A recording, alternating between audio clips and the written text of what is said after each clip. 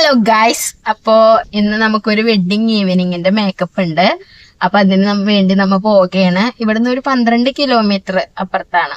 ഇപ്പൊ സമയം 2 മണി ആവാറായി.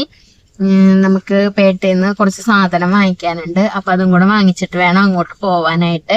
അവർക്കൊരു 5:30 ആവുമ്പോക്കും ഒരുങ്ങി തീർന്നാ മതി എന്നാ പറഞ്ഞത്. പേട്ടയിൽ ഒന്ന് ഇറങ്ങാനുള്ളത് കൊണ്ട് ഇത്തിരി നേരത്തെ ഇറങ്ങിയെന്നുള്ളതേ ഉള്ളൂ. അപ്പൊ ഇനി നമുക്ക് അവിടെ ചെന്നിട്ട് കാണാം.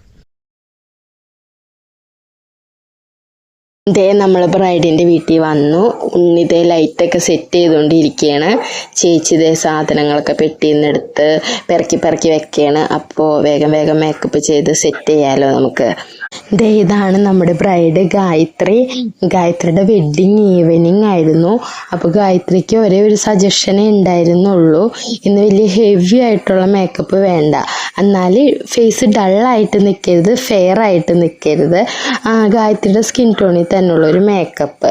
ഹെയർ ആണെന്നുണ്ടെങ്കിൽ നോർമൽ സ്റ്റൈല് മതി, ഒത്തിരി അയൺ ചെയ്യാതെയും ക്രിമ്പ് ചെയ്യാതെയൊക്കെ ഉള്ളൊരു സ്റ്റൈലിൽ ചെയ്താൽ മതി എന്നാണ് എന്നോട് പുള്ളിക്കാരി പറഞ്ഞിരുന്നത്. ഒന്ന് ഹെവി ആയിട്ട് ഇന്ന് വേണ്ടെന്ന് പറഞ്ഞിട്ടുണ്ടായിരുന്നു. അപ്പം നമ്മൾ അങ്ങനെ തന്നെയാണ് ചെയ്തത്.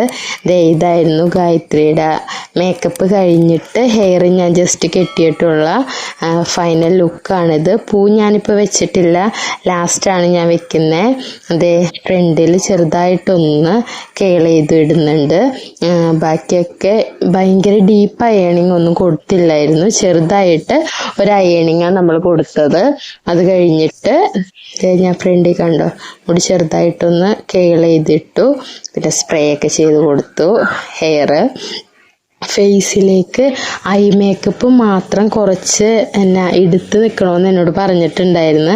ഐ അത്യാവശ്യം നന്നായിട്ട് വാലൊക്കെ ഇട്ട് എഴുതി ഹൈലൈറ്റ് ചെയ്ത് നിൽക്കണമെന്നാണ് പറഞ്ഞിരുന്നത്. അപ്പം നമ്മൾ അതനുസരിച്ചാണ് ചെയ്തത്. പിന്നെ ലിപ്പും ഒന്ന് അത്യാവശ്യം ഒന്ന് ഹൈലൈറ്റ് ചെയ്ത് നിന്നോട്ടെ എന്ന് പറഞ്ഞിട്ടുണ്ടായിരുന്നു. അപ്പോൾ അത് രണ്ടും മാത്രമേ ഞാൻ ഒത്തിരി അങ്ങോട്ട് ഹൈലൈറ്റ് ചെയ്തുള്ളൂ. ബാക്കി ഞാൻ നോർമലായിട്ടാണ് ചെയ്തിരുന്നത്.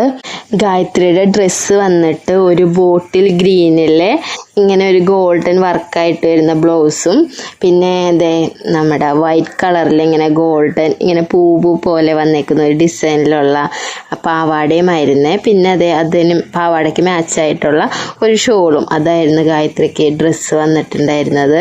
പക്ഷെ എനിക്ക് തോന്നി ഗായത്രിക്ക് കുറച്ചും കൂടെ മാച്ച് ആവണത് സാരി ആയിരിക്കുമെന്ന് എനിക്കങ്ങനെ പേഴ്സണലി എനിക്കങ്ങനെ തോന്നിയേ. ഇതാണ് നമ്മുടെ ഗായത്രിയുടെ ഒരു ലുക്ക് വന്നിട്ട്. ഇനി പൂവും കൂടെ വെക്കണം. അപ്പോൾ ഞാൻ മുടിയുടെ അകത്തേക്ക് കൂടെ എടുത്തിട്ട് വെക്കട്ടെ എന്ന് ചോദിച്ചപ്പോൾ എന്നോട് പറഞ്ഞു മുടി ഒതുങ്ങി പോകാതെ അങ്ങനെ നമുക്ക് വെക്കാമെന്ന് പറഞ്ഞു. പക്ഷെ അങ്ങനെയും കൂടെ വെച്ച് വന്നപ്പോൾ നല്ല രസമുണ്ടായിരുന്നേ കാണാനായിട്ട്. അപ്പം ഞാൻ മുല്ലപ്പൂവൊക്കെ സെറ്റ് ചെയ്തു. അകത്തേക്ക് കൂടെ വെച്ചത്, എന്നിട്ട് പുറത്ത് കുറച്ച് ലെയറായിട്ട് അങ്ങനെ അങ്ങ് വെച്ച് കൊടുക്കുക ചെയ്തത്. യൂപ്പിനൊക്കെ വെച്ച് നന്നായിട്ട് പൂവൊക്കെ നന്നായിട്ട് സെറ്റ് ചെയ്തു.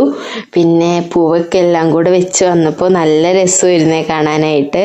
ഇതാണ് ഗായത്രിയുടെ ഫൈനൽ ലുക്കായിട്ട് വന്നത്. ഗായത്രിക്കും ഒരുക്കിയതൊക്കെ ഒത്തിരി ഇഷ്ടപ്പെട്ടു എന്ന് പറഞ്ഞു. നമ്മിങ്ങനെ ഒരുക്കി കഴിഞ്ഞിട്ട് അവരിങ്ങനെ നല്ലതാണ് ഇഷ്ടപ്പെട്ടു എന്നൊക്കെ പറഞ്ഞു കേൾക്കുമ്പോൾ നമുക്കും ഭയങ്കര ഒരു സാറ്റിസ്ഫാക്ഷനാണ്. പിന്നെ വേറൊരു കാര്യം കൂടി, നിങ്ങൾ എൻ്റെ ഈ ചാനൽ ആദ്യമായിട്ടാണ് കാണുന്നതെങ്കിൽ സബ്സ്ക്രൈബ് ചെയ്യാൻ മറക്കരുത്. പിന്നെ നിങ്ങളുടെ അഭിപ്രായങ്ങളൊക്കെ കമൻറ്റ് ചെയ്യണം. വീഡിയോ ഇഷ്ടപ്പെട്ടെങ്കിൽ ലൈക്കും ചെയ്യണം. അപ്പോൾ ഇന്ന് ഗായത്രിയുടെ വെഡ്ഡിങ് ഈവനിങ് ആണ്, നാളെയാണ് വെഡ്ഡിങ്. അപ്പോൾ ഗായത്രിയുടെ വെഡ്ഡിങ്ങിൻ്റെ ഒരു വ്ലോഗുമായിട്ട് നമുക്ക് പിന്നെ കാണാം. ബൈ.